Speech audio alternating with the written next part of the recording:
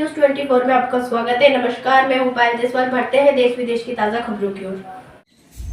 नमस्कार, मैं एहसान खान और आप देख रहे हैं टुडे वर्ल्ड न्यूज़ 24। और आज हम बात कर रहे हैं देश के बहुचर्चित विषय वक्फ बिल पर, जिस पर अलग अलग राजनीतिक पार्टियां अपना प्रतिक्रिया पेश कर रही हैं। कुछ पार्टियां विरोध में हैं तो कुछ इसके समर्थन के अंदर हैं। इसीलिए आज हम बात कर रहे हैं AICC के राष्ट्रीय उपाध्यक्ष एवं कांग्रेस की बहुचर्चित नेता रूबी खान जी से, जो कि इस वक्त बिल को लेकर अपनी प्रतिक्रिया पेश कर रही हैं। आइए बात करते हैं रूबी खान जी से। मैम, आज ये जो पूरे देश के अंदर वक्फ बिल को लेकर जो हलचल मची हुई है, जो अफरा तफरी का माहौल है, कोई कहता है कि वक्फ बिल जो है सही है और कोई कहता है गलत है, तो मैम इसके अंदर आप जो है अपनी क्या प्रतिक्रिया देना चाहेंगे? देखिए साहब, एक शेर है, आग लगेगी तो आएंगे कई घर से, यहाँ पे मेरा मकान है। तो आज जो हमारे ये वक्फ बिल को लाया गया है वो आज तो हमारे ऊपर संवैधानिक चोट दी गई है। ये संविधान के ऊपर एक बहुत बड़ी चोट दी गई है, जो हमारा राइट टू फ्रीडम है, फ्रीडम ऑफ रिलीजन है। संविधान का आर्टिकल 25, 26, 27, 28, आर्टिकल 14, जो हमें ये सारे जो संविधान के आर्टिकल्स हैं, हमें रिलीजियस इंस्टीट्यूशंस का राइट देते हैं, हम फ्रीडम ऑफ रिलीजन का राइट देते हैं, हमारे एजुकेशन का राइट देते हैं, एक आज़ादी का राइट देते हैं। ये उस आज़ादी के राइट में चोट है, और ये चोट आज मुस्लिम समाज पर पड़ी है। आने वाले कल में ये चोट हर समाज पे पड़ने वाली है, जिसका कि एक एग्जाम्पल है कि क्रिश्चियन समाज की जमीनों के लिए ऑलरेडी ये चोट पड़नी शुरू हो गई है। इज्जत में अभी और भी आए। लोग ये ना सोचे कि ये अकेले मुस्लिम समाज में आए हैं। वक्फ क्या जानते भी है क्या है?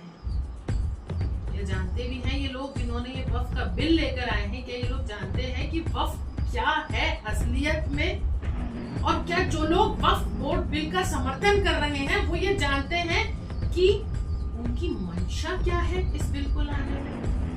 लेकिन मैडम, एक मामला सामने ये आता है कि जैसे कि आप ये बता रहे हैं कि भाई वक्फ बिल को लेके एक मुस्लिमों को टारगेट किया जाए, लेकिन मैम वक्फ वाले जो है इन्होंने भी तो कई मुस्लिमों के जैसे कि अभी कुछ वक्त पहले एक रामगंज में नग्गे मियाँ का मस्जिद का एक मामला था, जहाँ पे पूरे 11 परिवारों को 71 लोगों को बेघर किया गया।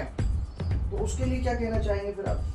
देखिए, बहुत सारे मसले होते हैं जब कोई भी रिलीजियस इंस्टीट्यूशन जब कॉन्स्टिट्यूशनल लेवल पे आगे बढ़ा, पूरे इंडिया के लिए बनता है या पूरे किसी भी कंट्री के लिए बनता है, तो state wise, city wise, area wise disputes उसमें होते हैं। एक फैमिली में डिस्प्यूट्स होते हैं, लेकिन इसका मतलब ये नहीं है कि उस पूरी फैमिली को दरबदर कर दिया जाए, उस पूरी फैमिली को सजा उस चीज की मिले। वक्फ कोर्ट में अगर कोई डिस्प्यूट हो रहे हैं तो उसके लिए वक्फ ट्रिब्यूनल कोर्ट है, डिस्प्यूट कोर्ट में जाएगा, डिस्प्यूट हाई कोर्ट में जाएगा। जब हमारे माननीय सम्मानित अदालतें मौजूद हैं, और वक्फ बिल ऐसा नहीं है, वक्फ बिल कोर्ट ऐसा नहीं है कि वो कोर्ट में नहीं जा सकते मसले, हाई कोर्ट तक जा सकते हैं। हाई कोर्ट उन्हें न सिर्फ बदल सकता है, न सिर्फ संविधान ले सकता है, बल्कि उनको चेंज कर सकता है, उनको रोक सकता है, उनको नया डिसीजन दे सकता है। लेकिन मैडम, जो 70 लोगों को 71 लोगों को जो बेघर किया गया, वो तो रातों रात किया गया। देखिए, और उसके अंदर जो है एक बच्ची की मौत भी हो गई है।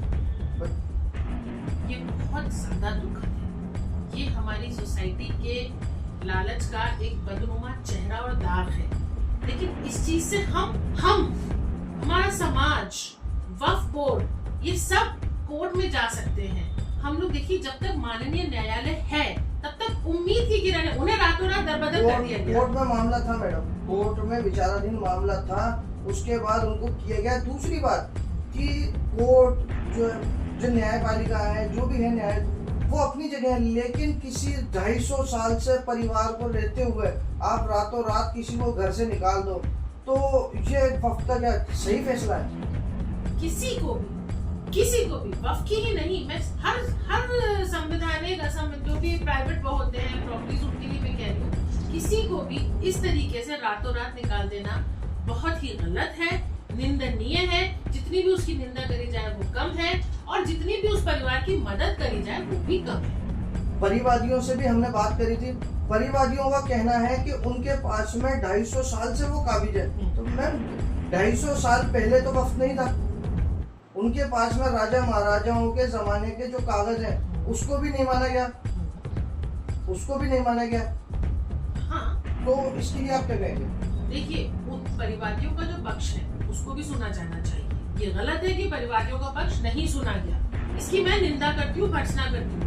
और ये भी गलत है कि अदालत में अगर कोई चीज चल रही है तो उसकी अवमानना करते हुए उन लोगों को रातों रात, जिसमें उस बच्ची की निधन भी हो गया, उसका देहांत भी हो गया, ये तो किसी भी मानवीय एंगल से भी सही नहीं है। अगर हम ह्यूमंस के rights of dignity, of life, of living भी देखते हैं तो ये उस हिसाब से भी गलत है। इस पर कार्रवाई होनी चाहिए, उससे मैं बिल्कुल मना नहीं कर रही, लेकिन ये और वक्फ बिल, ये दो चीजें अलग हैं। ये वक्फ और लोगों परिवादियों का एक इंटरनल मामला है, जिसको कि मैंने कहा कि कोर्ट में की अगर अवमानना हुई है तो कोर्ट उस पे लगेगा। भाई अगर मान लीजिए अगर वो 250 साल से काबिज थे, ठीक है साहब, अगर राजा महाराजाओं के बाद से वो वक्फ के अंदर चली गई, तो जो भी आज की रेट होती है, वक्त चाहता तो उनसे वो पैसे वसूल ले सकता था और लेके उनको ये कह सकता है कि भाई आप यहाँ काबिज रहो, लेकिन रातों रात इस तरीके से बेघर कर देना नहीं, मैं इस चीज को मानती हूँ, ये गलत है। और रातों रात किसी को, और